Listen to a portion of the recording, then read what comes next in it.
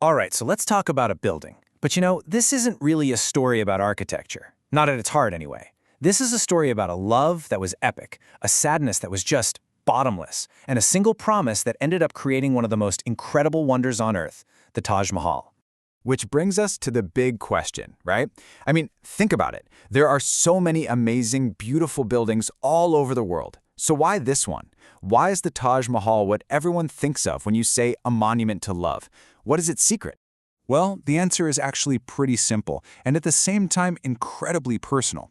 It all comes down to a single promise, made as a life was ending. So, to really get this, we've got to go back. And our story doesn't start in some grand palace or on a battlefield. Nope, it starts in a marketplace, a busy, chaotic, vibrant marketplace in India, centuries ago. And it's right here that a chance meeting would light the spark for one of history's greatest love stories. Okay, so picture this. You've got this 15-year-old prince. His name's Khurram, and he's going to be emperor one day. He's strolling through this crowded bazaar, and then he just stops. He sees this girl, Arjumand Banu Begum. She's only 14, selling silk and glass beads, and she was apparently as beautiful as the moon. For the prince, it was instant, like love at first sight, movie style. He just knew, right then and there, that she was the one. But, being a prince isn't always a fairy tale. Even with that instant connection, they couldn't just get married.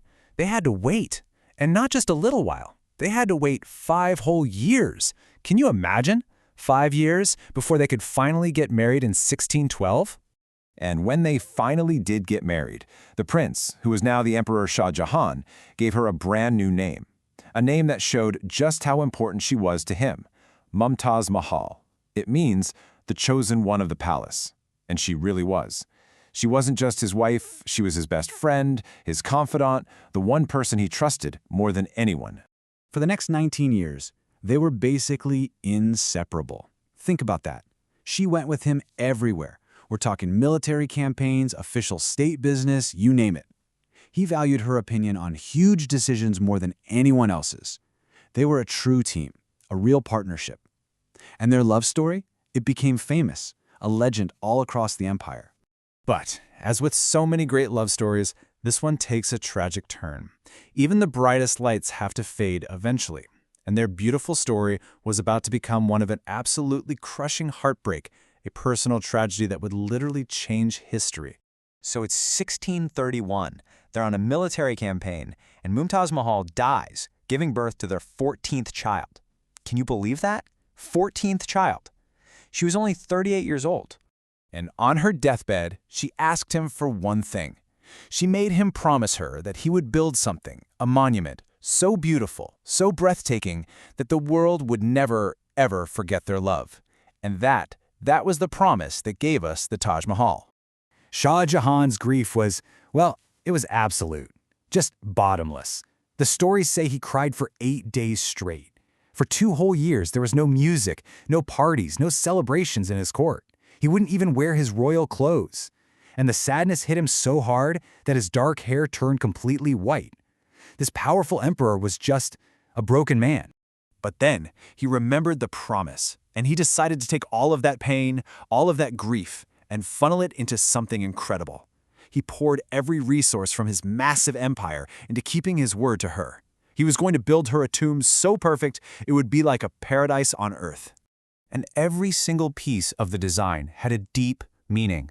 I mean, nothing was an accident. The spot he chose, right on the peaceful Yamuna River, so it would reflect in the water, genius. The white marble, that was for her pure soul. The perfect symmetry of the building was meant to show the balance of the universe, of heaven, and the gardens. The gardens were designed to be a literal vision of paradise. Now, a dream this big, this monumental, you can't build it alone. To make this happen, Shah Jahan needed more than just a few workers. He needed a whole army of the most talented people on the planet.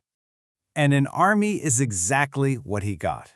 We're talking 20,000 people. That's a whole town. Master stonecutters, artists, laborers, all brought together from all over Central Asia and India. And get this, to move the giant blocks of white marble, they used a fleet of over 1,000 elephants. 1,000! To haul this stuff from a quarry that was over 200 miles away. I mean, just try to wrap your head around that. No trucks, no modern cranes, just pure muscle and animal power. It's incredible. The building itself was meant to be like a jewelry box for the heavens. They brought in precious stones from all over the world. Lapis lazuli from Afghanistan, jade from China, crystals from all over Asia, carnelians from Arabia. And they used this amazing technique called pietra dura to inlay them right into the marble.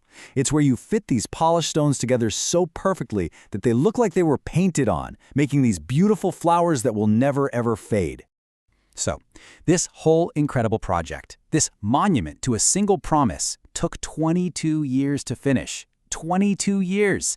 That's more than 2 decades of non-stop work, of pure dedication from thousands and thousands of people, all to bring one man's vision of love to life. And then it was done. The Taj Mahal was finished, a perfect symphony carved in stone. But for Shah Jahan, the story wasn't quite over. It was about to take one final, really sad twist.